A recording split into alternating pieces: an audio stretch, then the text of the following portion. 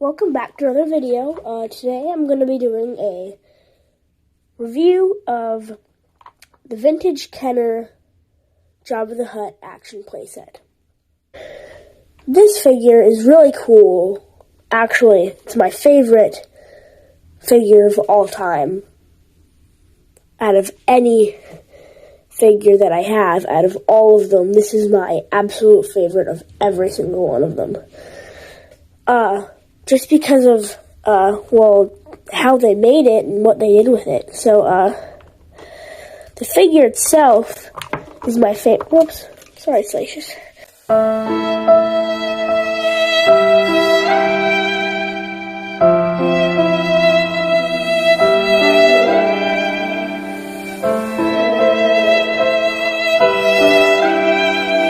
The figure itself is definitely my favorite part of the entire, playset, probably the same with most people, because of just how amazingly they capture the likeness of Jabba, and also making him more, like, cartoony, if you will, kind of more like a caricature of Jabba the Hutt, which is really awesome, just what they did and how they did it. So this figure, it has lots of sculpting all around, really awesome, figure and all. It has its head, of course, it has the arms, here I'll show you, it has lots of sculpting and, details everywhere. The bottom doesn't have much detail. There's like three materials that it's made out of. So the body is made out of this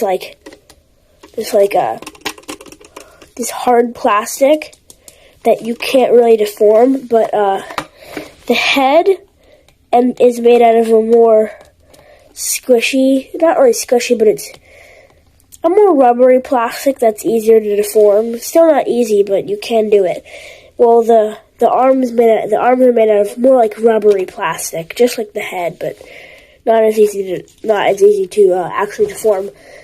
The eyes are made out of this plastic with some sculpting and something at the back, and it's really cool, the effect that it really makes it look like shiny. And the way that they did it, it actually looks like the eyes follow you around the room.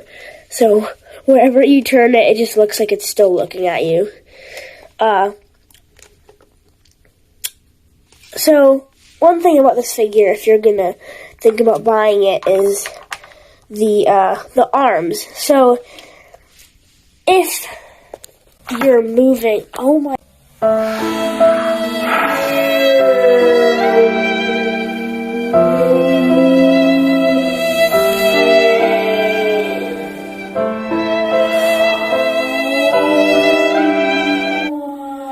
My God. How did he fall off again? Did I knock him over? Okay, well, that's weird.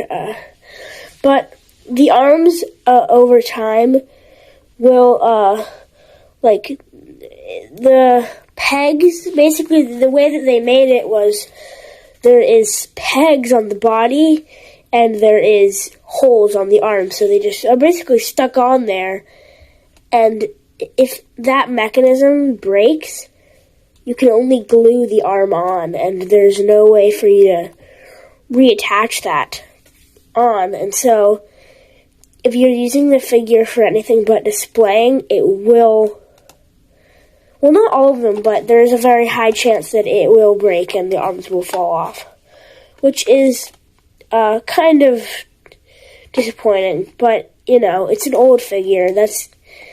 It's really going to happen with all figures. Eventually, they're going to break. Unless you keep them well, which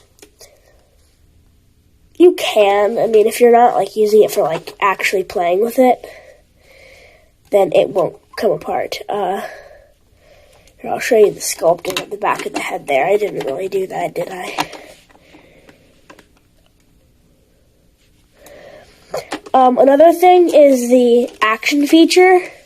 So if you move the head, twist it, the tail will move, and if you move the tail, the head will move.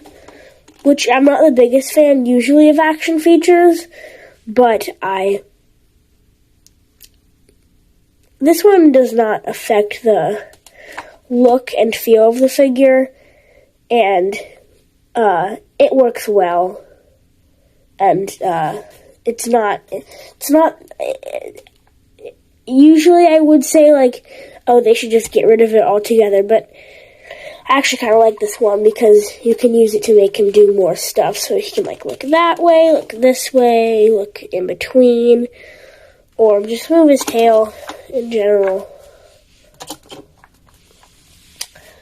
The throne itself is also cool. Obviously the Salacious Crumb, which kept jumping off of the... You want to do it again? Kept jumping off of my throne. Happened twice, I think. It doesn't have very much detail in it, but it has enough that it's not disappointing. It's like, well, you're not buying the figure for Salacious Crumb. You're buying it for Jabba. And so, it doesn't really need to be very detailed. There's the hookah pipe, which is, the top is made out of glass, and it's made out of this, plasticky stuff, and it has a string for the actual pipe itself. Something I've found out through looking at a bunch of pictures on this figure on eBay, and just Google or whatever, is that sometimes there's two holes for the string of the chain to be on, and sometimes the string is coming out of this hole, and sometimes it's coming out of that one, which, that's weird. I'm not sure why that is, but that's just how it is, and I don't know why, but I will probably look into that and try to figure out why. It also has this kind of mechanism that you can open up this, like, kind of dungeon under the throne, which is obviously trying to imitate the Rancor pit, so you could put your figures down there, and I guess essentially they'd be trapped under Jabba, which would be horrible. Just, like, imagine being trapped under Jabba. Imagine how he smells. God, it's making me sick just thinking about it.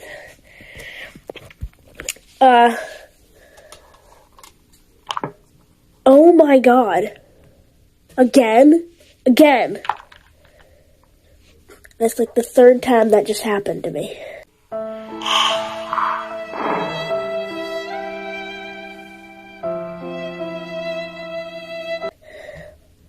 Let's put his hookah pipe back on. Oh, okay, that I actually saw how that one happened. This figure, I don't know, you could get it for, usually it's about $70 for the whole complete set, but for good condition, really, it'd be around $100 or so. But you could get it in fine condition for like $70. Lots of figures you find on eBay won't have, or the Jabba itself will be missing arms and stuff. But if you found a good condition one, $70 to $100 is what you're most likely to get. That's my video. I hope you watch more of my videos, and I hope you watch my other videos that I have posted to this channel. See you in the next video.